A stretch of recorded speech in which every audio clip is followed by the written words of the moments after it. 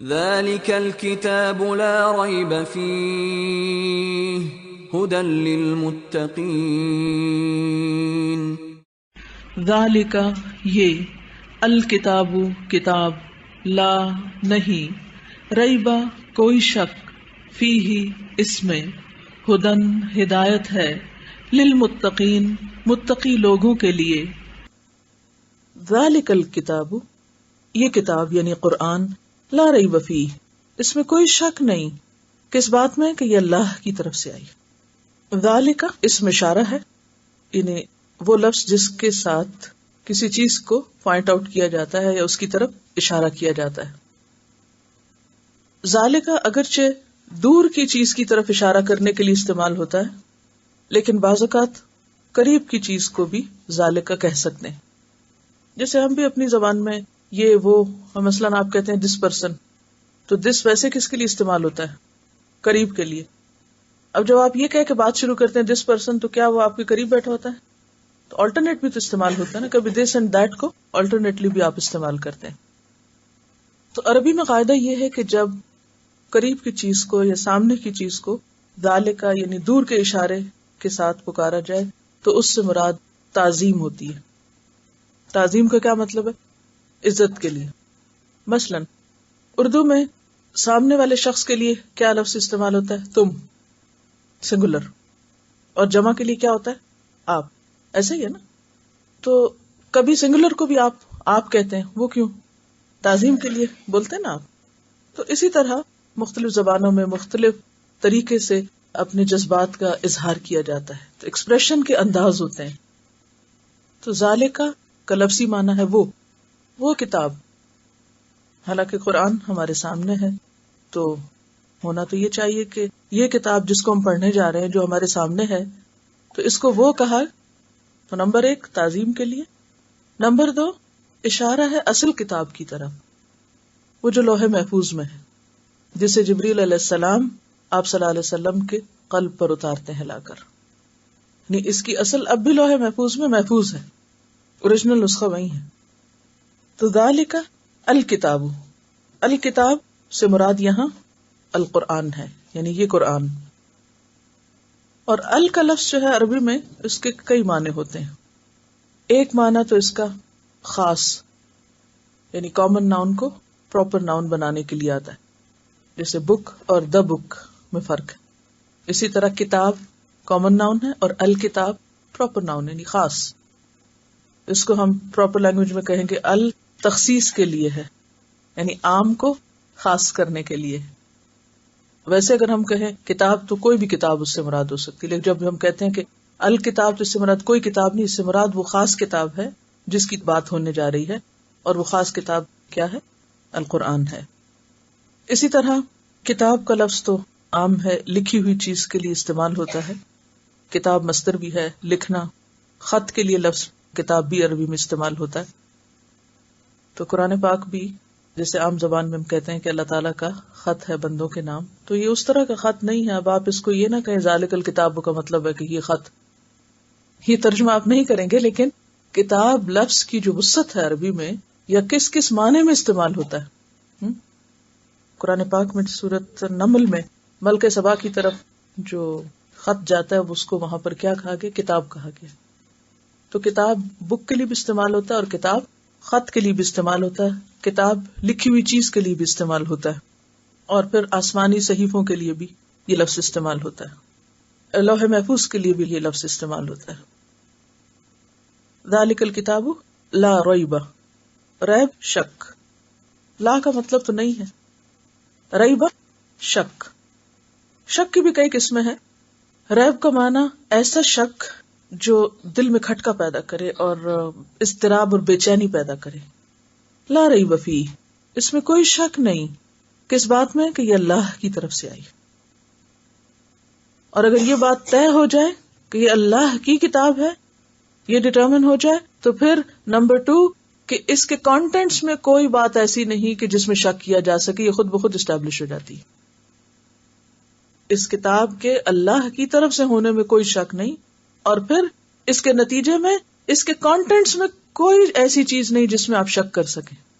یہ کیوں کہا گیا؟ تاکہ جو کچھ آپ پڑھیں پورے یقین کے ساتھ پڑھیں اور اس کو قبول کریں اور اس پر عمل بھی کر سکیں. تو کتاب کھولتے ہی سب سے پہلے اس کا یہ تعارف کرا دیا گیا کہ یہ وہ کتاب ہے جو اللہ ہی کی ہے، اور اس کے اندر کوئی بات ایسی نہیں کہ جو آپ کو شک میں ڈالے اور جس کی وجہ سے پھر آپ اس کو لینے میں ہچکچائیں اور اس کو چھوڑ دیں. اس کے برعکس ہم دیکھتے ہیں کہ جتنی بھی اور مذہبی کتابیں ہیں یا جن کو الہامی کتابیں کہا جاتا ہے، ان کے بارے میں ایسا کوئی بھی بیان نہیں پایا جاتا اور نہ ہی کوئی دعویٰ کرتا ہے. نہ ان کتابوں نے خود دعویٰ کیا اور نہ کسی اور نے ان کے بارے میں یہ کلیم کیا کہ ان میں کوئی شک نہیں. مثلاً بائبل کے اندر بے شمار اختلافی روایات پائی جاتی ہیں. اس کی ڈیٹیل آگے آپ کو دوں گی انشاءاللہ کہ کتنی اس میں اختلافی چیزیں پائی جاتی ہیں. اس کے برعکس قرآن کے اندر تحریر کے اندر بھی کوئی اختلافی روایت نہیں ہے. اور آج کے دور میں آپ کسی بھی آپ کرسچن اسکالر سے پوچھ لیں، وہ کبھی بھی آپ کو یہ نہیں کہہ سکے گا کہ بائبل کے اندر کوئی چیز مشکوک نہیں یا 100% یہ صحیح ہے اور 100% یہ اللہ ہی کی طرف سے ہے. جب اس کی اصل زبان ہی نہیں محفوظ تو پھر جو کچھ اس میں اترا وہ کیسے محفوظ ہو سکتا ہے. اور بائبل میں بہت سی ایسی چیزیں پائی جاتی ہیں جو رسولوں کی طرف منسوب کی گئی، اور اہل علم اس کے بارے میں یہ کہتے ہیں کہ یہ جن کی طرف نسبت ان کی گئی ہے وہ درست نہیں ہے. جو واقعہ یا جو بات کسی خاص پیغمبر سے منسوب کیا گیا وہ حقیقت پر مبنی نہیں. بہت سی چیزوں کو چیلنج کیا گیا جن کی تفصیل میں جانے کا اس وقت موقع نہیں ہے، لیکن تھوڑا سا ایک کمپیرزن. اسی طرح آپ دیکھیں کہ ہندو مت کی کتاب جو ہے یا ہندوازم کی مذہبی کتاب گیتا کے بارے میں اہل علم یہ شبہ ظاہر کرتے ہیں کہ وہ فی الواقع میدان جنگ کا کلام ہے جو کرشن نے ارجن سے خطاب کرتے ہوئے بیان کیا تھا یا اس کو دیا تھا، اور وہ بعد میں پھر رامائن میں شامل کر دیا گیا، یعنی اس کی بھی اوتھینٹسٹی مشکوک ہے. اسی طرح گوتم بدھ سے جن باتوں کو منسوب کیا جاتا ہے کہ یہ اس کے اقوال ہیں، یعنی یہ بدھا نے کہا ہے، یعنی جن چیزوں کو یہ کہا جاتا ہے ان کی بھی اوتھینٹسٹی مشکوک ہے. یہ بھی نہیں کہا جا سکتا کہ ہاں یہ واقعی بدھا کا اپنا کلام ہے یا پھر بدھا کی طرف اس کو منسوب کر دیا گیا. تو جتنے بھی دنیا میں مذاہب پائے جاتے ہیں ان کے پاس کوئی بھی شک و شبہ سے بالا اوریجنل سورس ہے ہی نہیں کہ جس پر وہ ڈپینڈ کرے سوائے اسلام کی. اور صرف دنیا میں ایک ہی کتاب ہے. مذہبی کتابوں کو دیکھ لیجئے یا کسی بھی علم کی کتاب کو دیکھ لیجئے، کوئی بھی علم، کوئی لکھنے والا یہ کہتا ہی نہیں اور کہہ سکتا ہی نہیں کہ جو کچھ میں نے اس کتاب میں لکھا ہے وہ شک سے بالا ہے اور سب صحیح. کوئی نہیں کہتا. ہاں، قرآن کو واحد یہ کتاب ایسی ہے کہ جس کو یہ اعزاز حاصل ہے کہ جو کچھ اس میں ہے وہ بالکل شک سے پاک ہے، اور اس کو سائنس نے ثابت بھی کیا ہے. بہت سے ایسے علوم جن کا آپ صلی اللہ علیہ وسلم کے زمانے میں وجود ہی نہیں تھا، کوئی فزکس، کوئی بایولوجی، کوئی باٹنی، کوئی فزیولوجی نام کی کوئی چیز نہیں تھی، لیکن ان سب موضوعات پر قرآن نے گفتگو کی ہے. اور جو باتیں 1500 سال پہلے فرمائی وہ آج ثابت ہو رہی. اب آپ دیکھیں کہ یہ علوم جب شروع ہوئے تو خود ان علوم کے اندر کتنا چینج آیا. جتنے بھی علوم ہیں، جتنی بھی سائنسز ہیں، ان کے اندر بھی تو ڈیولپمنٹ ہوتی رہی ہے نا، ارتقاء ہوتا رہا ہے.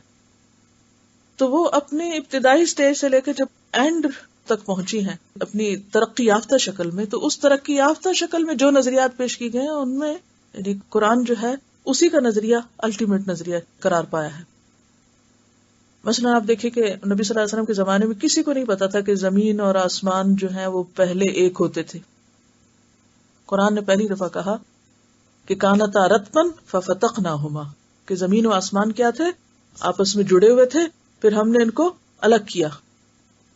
اور آج سائنس کیا کہتی ہے کہ ایک سپر ایٹم تھا جس کے اندر دھماکہ ہوا اور پھر یہ ساری چیزیں نکل کر پھیلنا شروع ہو گئی، جتنے بھی پلانٹس اور یہ تمام چیزیں ہیں، اور پھر اس سے مزید پھیلتی چلی جا رہی ہیں. اور یہ جو پھیلنے کا نظریہ یہ بھی قرآن کے اندر موجود ہے.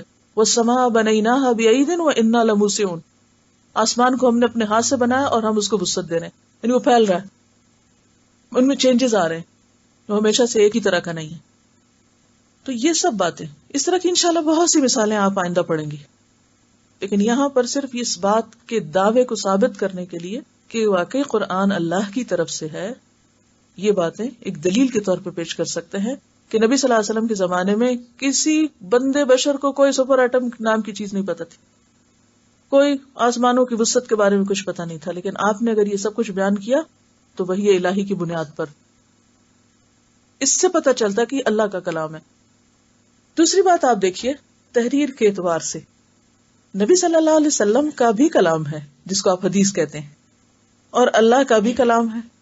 اتنا واضح ثبوت ہے یہ کہ آپ نبی صلی اللہ علیہ وسلم کے کلام کو ایک طرف رکھ لیں اور دوسری طرف قرآن کی آیت رکھ لیں، تو جس کو معمولی سے بھی عربی آتی ہے نا، تھوڑے دنوں میں آپ کو بھی معمولی سے عربی آ جائے گی، اور قرآن کے ساتھ ساتھ حدیث کا بھی ٹیکسٹ جب انشاءاللہ آپ پڑھیں گے تو آپ کو پتہ چل جائے گا، آپ حیران ہوں گے کہ واضح فرق ہے ایکسپریشن کا، الفاظ کی ادائیگی کا، چناؤ کا، نو کمپیرزن، حالانکہ آپ ہی پر قرآن بھی اترا ہے۔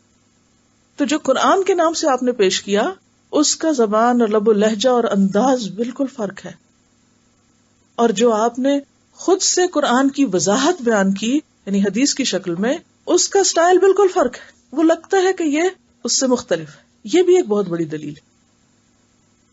یعنی یہ دو باتیں میں کس لیے آپ کو کہہ رہی ہوں آج، جب کوئی آپ سے سوال کرے کہ جی بتائیے ذرا قرآن کیا ہے اور اس کا تعارف مجھے کرائیے، قرآن کو انٹروڈیوس کرنا ہو تو آپ کیا بتائیں گے، تو اس میں یہ بھی ایڈ کر لیجیے آپ کہ قرآن خود اپنے بارے میں کہتا ہے، بلکہ ایک چھوٹا نسخہ ہمیشہ بیگ میں رکھ کے گھر سے نکلا کریں، کسی موقع پر کہیں بھی کوئی شخص تھوڑا سا انٹرسٹ شو کرے تو فی سبیل اللہ اس کو ڈونیٹ کر دیا کریں اللہ کے راستے میں، تاکہ ہو سکتا ہے کہ اس کے ذریعے آپ کی اس چھوٹی سی ایفرٹ سے کوئی ہدایت پا جائے اور آپ کی نجات کا ذریعہ بن جائے۔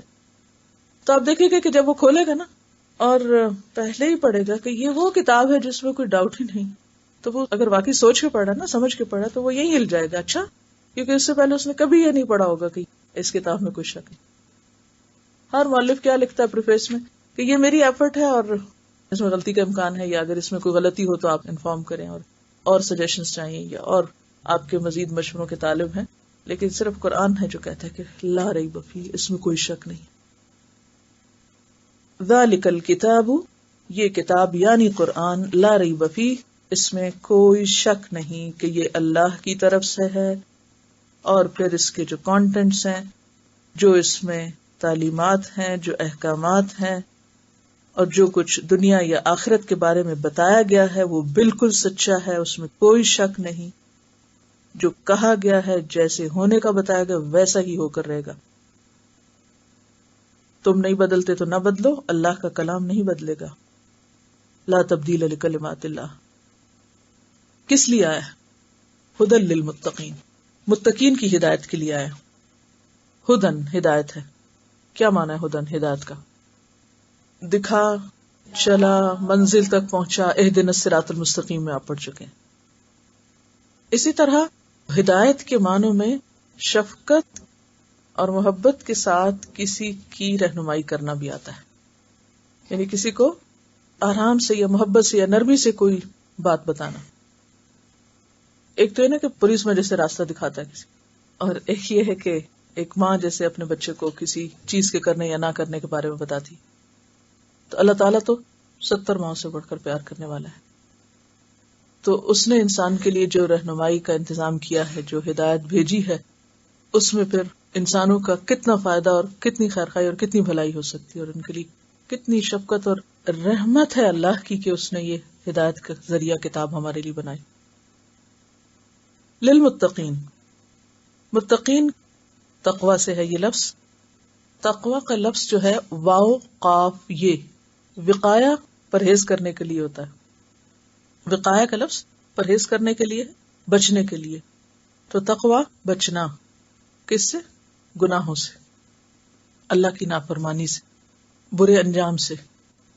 یہاں پر متقین کی ہدایت کی بات ہے، لیکن قرآن پاک میں دوسری جگہ ھدی للناس بھی آیا ہے کہ یہ کتاب سارے انسانوں کی ہدایت کے لیے، اس لیے صرف متقین ہی اس کو نہ پڑھا کریں بلکہ تمام انسانیت تک اسے لے جانا ضروری ہے۔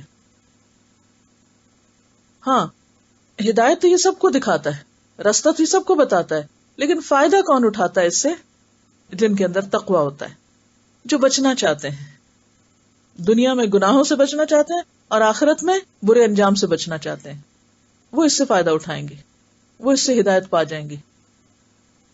اسی لیے آپ نے دیکھا ہوگا کہ بہت سے لوگ قرآن پڑھتے ہیں اور پڑھاتے بھی ہیں، لیکن ان کی زندگی میں کوئی تبدیلی نہیں آتی. ہوتا نا ایسے؟ کیوں؟ فرق کس چیز کا ہوتا ہے؟ ہاں؟ فرق نیت کا ہوتا ہے یا ارادے کا ہوتا ہے یا اندر کے سوچ کا ہوتا ہے. ایک شخص اس کتاب کو پڑھتا ہے کہ مجھے اپنے آپ کو اس کے مطابق بدلنا ہے، اور ایک اس لیے پڑھتا ہے کہ مجھے بس یہ جاننا ہے کہ قرآن میں کہا کیا گیا، اور ایک اس لیے پڑھتا ہے کہ بس اس سے ثواب کمانا ہے اور کوئی دنیا کے مسئلے مسائل حل کرنے. تو جو جس نیت، جس ارادے اور جس خیال سے اس کتاب کے پاس جائے گا وہی کچھ وہاں سے پائے گا. اور ہر شخص اپنے اپنے ظرف کے مطابق، ظرف کس کو کہتے ہیں؟ برتن. مثلا آپ دریا کے پاس جائیں اور ایک گلاس لے جائیں، دوسرا شخص بھی آ رہا ہے پانی لینے اور وہ ایک پورا بڑا ڈول اٹھائے ہوئے ہے، کنٹینر اٹھائے ہوئے ہے، تو کس کو کتنا ملے گا؟ جو جتنا بڑا برتن لے جائے گا، جتنا جس کے پاس وسعت ہوگی. تو آپ سب بھی قرآن کا علم لینے آئے ہیں، لیکن لے کے کتنا جائیں گے؟ جتنی آپ کے اندر صلاحیت ہوگی. اور اس کا انحصار کس پر ہے؟ آپ کی نیت کیا ہے، آپ کیا چاہتے ہیں؟ اس سے ثواب چاہتے ہیں، آپ اس سے کوئی جن بھوت بگانا چاہتے ہیں، کوئی تعویذ بنا کے پلانا چاہتے ہیں، کوئی پڑھے لکھے کہلانا چاہتے ہیں، یا کسی پہ فخر جتانا چاہتے ہیں، یا کوئی پوزیشن حاصل کرنا چاہتے ہیں، یا کوئی شہرت چاہتے ہیں، یا کوئی وٹس ایور. تو اس لیے بے حد ضروری ہوتا ہے کہ قرآن شروع کرنے سے پہلے ایک دفعہ اپنی نیت کا بھی خود حساب کر لیں، سیلف اسسمنٹ کر لیں. ٹھیک ہے؟ تو ابھی کر لیں، بے شک سیلف اسسمنٹ کر لیں کہ آپ کیوں تشریف لائے ہیں یہاں اور کس لیے پڑھ رہے ہیں. کس لیے پڑھ رہے ہیں آپ؟ ہدایت پانے کے لیے، یہ جاننے کے لیے کہ اللہ تعالیٰ ہم سے کیا چاہتا ہے. اس نے جو ہمیں اتنی بڑی خوبصورت زمین پر اتار دیا، اتنا کچھ دے کے. قرآن پاک میں آتا ہے وَآتَاكُم مِّن كُلِّ مَا سَأَلْتُمُوهُ، ہر وہ چیز تمہیں دے دی جو تم نے مانگی. وَإِن تَعُدُّوا نِعْمَتَ اللَّهِ لَا تُحْصُوهَا، اگر تم اللہ کی نعمتیں گننا چاہو جو تمہیں ملی ہیں، گن نہیں سکتے، کاؤنٹ نہیں کر سکتے. تو اتنا کچھ جس کو مل جائے، پھر کوئی تو وجہ ہوگی اتنا کچھ کسی کو دینے کی، آخر اس سے بھی تو کچھ چاہیے ہوگا نا. تو یہ قرآن ہی، اللہ کا کلام ہی ہمیں بتائے گا کہ وہ ہم سے کیا چاہتا ہے. تو یہ جاننے کے لیے کہ وہ ہم سے کیا چاہتا ہے، اور پھر جب یہ پتا چل جائے کہ یہ چاہتا ہے، کیونکہ اس کتاب میں کوئی ڈاؤٹ نہیں، کوئی شک نہیں، لہٰذا اس کے مطابق اپنی زندگی ویسے ہی کر لی جائے، بلا تکان، بے تکلف ہو کے، بے فکر ہو کے، بے خوف ہو کے. کچھ نہیں ہوتا، جو قرآن کہتا ہے مجھے وہ کرنا ہے، کوئی نقصان نہیں ہوگا میرا، کیونکہ یہ اللہ کی بات ہے، یہ جھوٹی نہیں ہو سکتی، اس میں کوئی غلط بیانی نہیں ہو سکتی، اسی میں میرا فائدہ ہے. تو جب یہ یقین اور شرح صدر ہوتا ہے نا، پھر انسان اس کے مطابق اپنے آپ کو بدلنے لگتا ہے.